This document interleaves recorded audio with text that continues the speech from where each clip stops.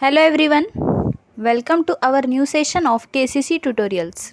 मुलांनो, आज आपण इयत्ता 10वीच्या इतिहास व राज्यशास्त्र या पुस्तकातील दुसरा पाठ, राज्यशास्त्राचा दुसरा पाठ निवडणूक प्रक्रिया हा शिकणार आहोत. या पाठातील उर्वरित भाग आपण या व्हिडिओमध्ये शिकणार आहोत. सुरुवातीच्या भागामध्ये आपण मागील व्हिडिओमध्ये आपण सुरुवातीचा भाग पाहिलेला आहे, ज्यामध्ये आपण पाहिलं होतं की निवडणूक आयोगाची कामे काय आहेत, निवडणूक आयोग म्हणजे काय, या सगळ्या गोष्टी आपण पहिल्या व्हिडिओमध्ये पाहिल्या होत्या. त्यानंतर आता आपण उर्वरित भाग शिकणार आहोत. व्हिडिओ स्टार्ट करण्याआधी एक रिक्वेस्ट आहे की आपल्याला जर आमचे व्हिडिओज आवडत असतील, त्याचा फायदा होत असेल तर याला जास्तीत जास्त लाईक, शेअर व कमेंट करा आणि आमच्या चॅनलला सबस्क्राईब करा. चला तर मग सुरू करूयात आपला पाठ, निवडणूक प्रक्रिया.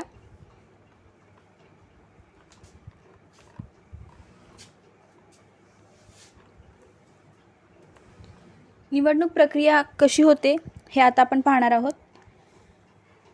सर्वात पहिल्यांदा मतदारसंघाची निर्मिती होते. त्यानंतर मतदार याद्या निश्चित केल्या जातात. त्यानंतर उमेदवारांकडून नामांकन पत्र घेतलं जातं आणि अर्जांची छाननी होते. आणि त्यानंतर निवडणुकीचा प्रचार केला जातो. निवडणुकीच्या प्रचारास सुरुवात होते. त्यानंतर प्रत्यक्ष मतदान होतं मतदारांकडून आणि मग या मतांची मतमोजणी केली जाते आणि निवडणुकांचे निकाल जे असतात ते जाहीर केले जातात. निवडणुकांचे निकाल जाहीर केल्यानंतर संबंधीच्या वादांचं निराकरण केलं जातं, त्यांच्या तक्रारींचं निराकरण केलं जातं. अशी ही प्रोसेस असते, अशी ही प्रक्रिया असते. हे सगळे टप्पे असतात निवडणुकीच्या प्रक्रियेमध्ये. त्यानंतर आता आपण पुढे पाहणार आहोत की आचारसंहिता म्हणजे काय. आचारसंहिता म्हणजे काय ते आता आपण पाहूयात. भारतातील निवडणुका जास्तीत जास्त खुल्या व न्याय्य वातावरणात होण्यासाठी निवडणूक आयोगाने स्वतंत्रपणे ज्या उपाययोजना राबवल्या आहेत त्यात आचारसंहितेचा म्हणजेच कोड ऑफ कंडक्टचा समावेश करता येईल. गेल्या काही दशकांपासून निवडणूक आयोगाने आपले सर्व अधिकार वापरून निवडणुकीतील गैरप्रकारांना आळा घालण्याचा प्रयत्न केला आहे. भारतामध्ये ज्यावेळी निवडणुका होतात, मग यावेळी या ज्या निवडणुका होतात त्या एकदम खुल्या वातावरणात, मोकळ्या वातावरणात आणि न्याय्य वातावरणात झाल्या पाहिजेत. निपक्षपाती आणि मोकळ्या वातावरणात या निवडणुका झाल्या पाहिजेत. ही सर्व जबाबदारी कोणाची असते तर निवडणूक आयोगाची असते. निवडणुका निर्भय वातावरणात पार पडण्याची जबाबदारी निवडणूक आयोगावर असते आणि मग त्यासाठी आचारसंहिता लागू केली जाते. गेल्या काही दशकांपासून निवडणूक आयोगाने आपले सर्व अधिकार वापरून निवडणुकीतील हे जे गैरप्रकार होतात त्याला आळा घालण्याचा प्रयत्न केला आहे. निवडणुकीपूर्वी काही काळ व निवडणुकीच्या दरम्यान सरकार, राजकीय पक्ष व मतदारांनी निवडणुकीसंबंधी कोणत्या नियमांचे पालन करावे ते आचारसंहितेमध्ये स्पष्ट केलेलं असतं. मतदारांना निर्भयपणे मतदान करता यावं म्हणून निवडणूक लढवणाऱ्या जे उमेदवार असतात त्यांच्यासाठी आणि राजकीय पक्षांसाठी निवडणूक आयोग आचारसंहिता लागू करतं. आणि मग यामुळं काय होतं की गैरप्रकारांना आळा बसतो. हे काय करावं याचे नियम या आचारसंहितेमध्ये दिलेले असतात. या नियमांचा शासनालाही भंग करता येत नाही. गेल्या काही निवडणुकांमध्ये आचारसंहितेच्या संदर्भातील कारवायांमुळे सामान्य मतदार आश्वस्त झाल्याचे दिसते.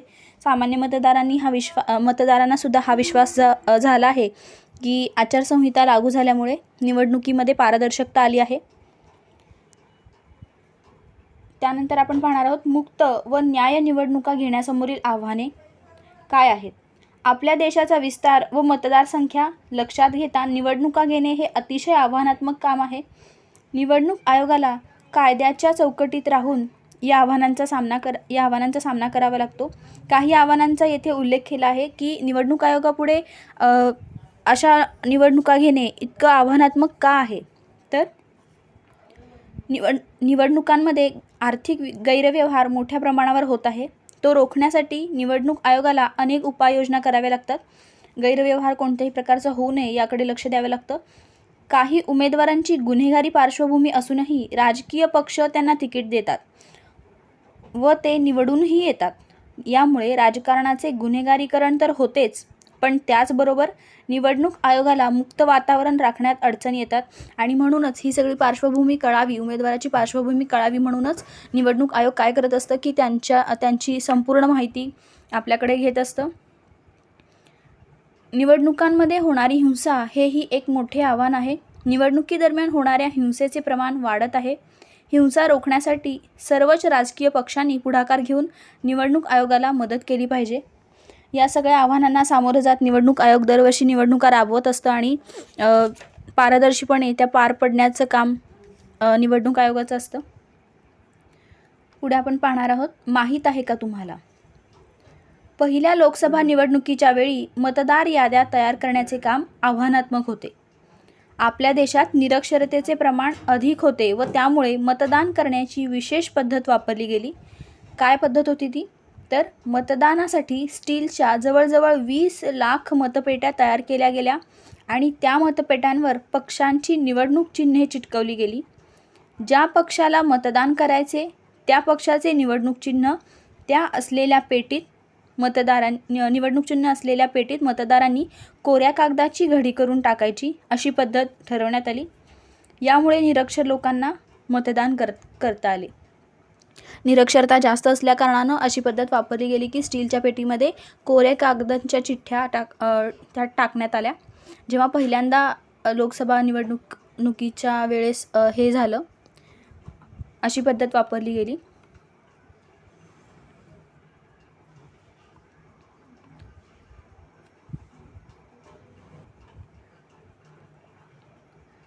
राजकारणावर आपल्याच कुटुंबाचा प्रभाव राहील यासाठी नातेवाईकांनाच निवडणूक उमेदवारी देण्याचा प्रयत्न केला जातो. त्यामुळे प्रातिनिधिक संस्थांमध्ये कौटुंबिक मक्तेदारी निर्माण होऊ शकते. घराणेशाहीचा थोडक्यात इथे प्रयत्न केला जातो, ज्यामुळे निवडणुकांमध्ये कौटुंबिक मतदारी निर्माण होऊ शकते. अशी अनेक आव्हाने आहेत. त्यानंतर आपल्याला पुढे शिकायचं आहे निवडणूक सुधारणा. निवडणुकीमध्ये काय सुधारणा केल्या गेल्या पाहिजेत हे आता आपण पाहणार आहोत.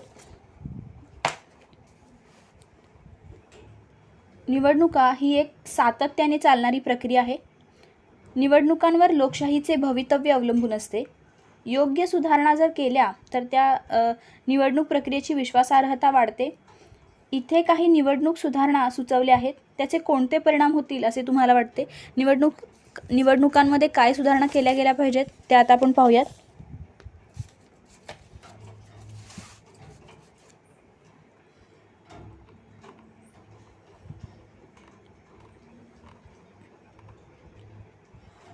स्त्रियांचे राजकारणातील प्रतिनिधित्व वाढण्यासाठी राजकीय पक्षांनी उमेदवारी देतानाच 50% महिला उमेदवारांना द्यावी व त्यांना निवडून आणण्याचा प्रयत्न करावा. स्त्रियांचा सहभाग वाढवण्यासाठी त्यांना 50% उमेदवारी दिली गेली पाहिजे. तसेच गुन्हेगारी पार्श्वभूमी असलेल्या व्यक्तींना राजकीय पक्षांनी उमेदवारी देऊ नये अत्यंत महत्त्वाचा पॉईंट. या संदर्भात न्यायालयांनी दिलेल्या निर्णयाचे काटेकोरपणे पालन केलं गेलं पाहिजे. तसेच निवडणुकांचा खर्च सरकारने करावा.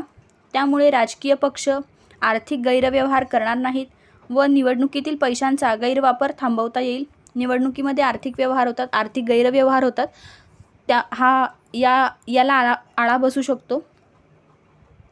लोकप्रतिनिधित्वाच्या कायद्यातही त्या दृष्टीने बदल करून गुन्हेगारी पार्श्वभूमीचे उमेदवार निवडणुकीत सामील होणार नाहीत याची काळजी घ्यावी. अशा अनेक सुधारणा करता येतील. पुढे आता आपण पाहणार आहोत मतपेटी ते EVM मशीनपर्यंतचा प्रवास.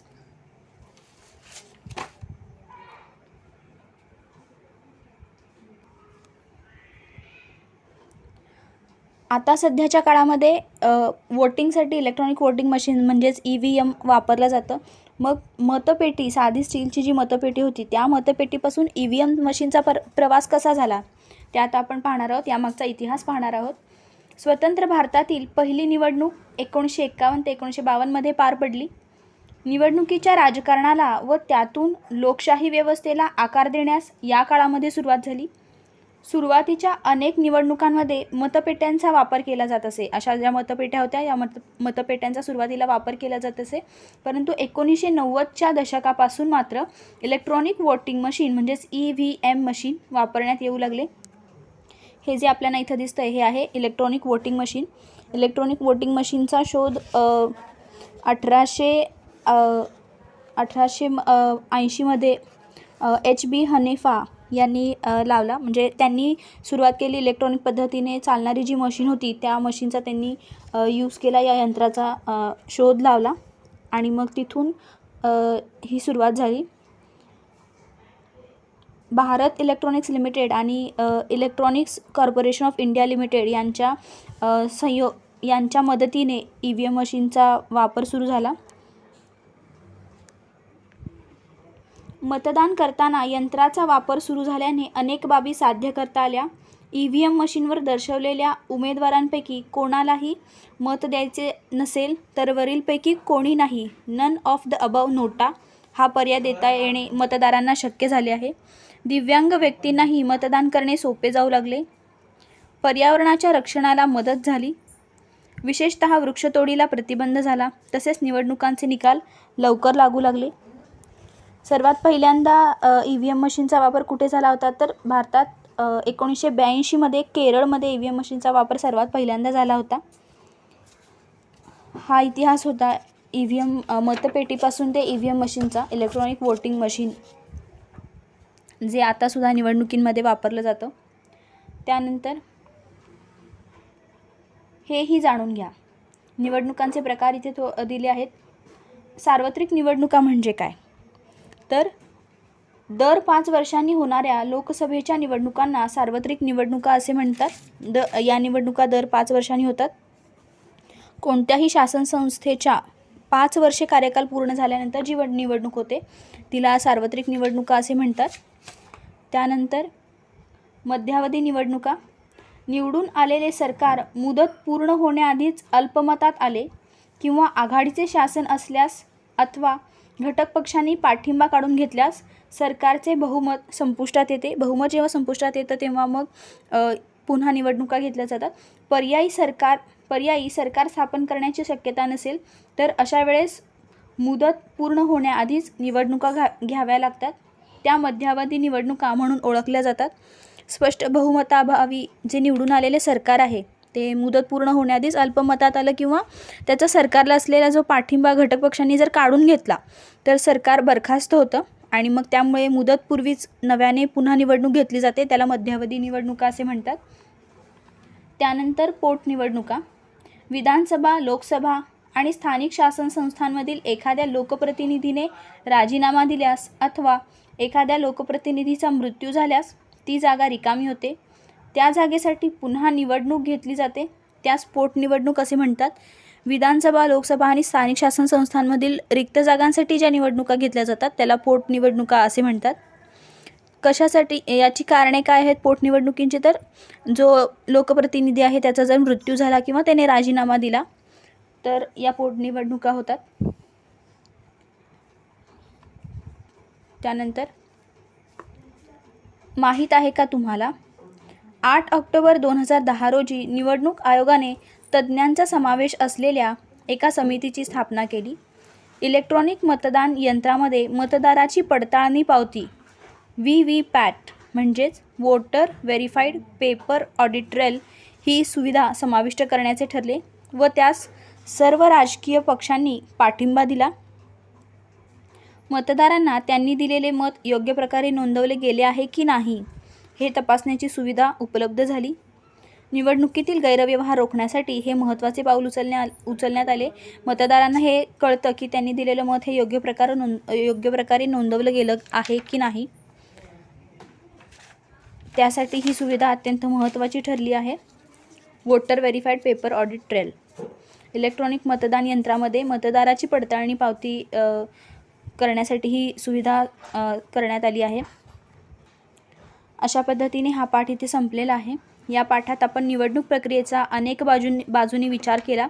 पुढील पाठात आपण भारतातील राजकीय पक्षांचा अभ्यास करणार आहोत. भारतामध्ये जे वेगवेगळे राजकीय पक्ष आहेत या सगळ्या पक्षांचा अभ्यास करणार आहोत. या पाठामध्ये आपण पाहिलं की निवडणूक आयोग म्हणजे काय, निवडणुकीची प्रक्रिया काय असते, निवडणूक आयोगाची कामे काय असतात, या सगळ्या गोष्टी आपण या पाठात पाहिल्या आहेत. हा पाठ इथे संपलेला आहे. आपल्याला जर हा व्हिडिओ आवडला असेल तर याला जास्तीत जास्त लाईक, शेअर व कमेंट करा आणि आमच्या चॅनलला सबस्क्राईब करा. And thank you for watching our videos. Good bye.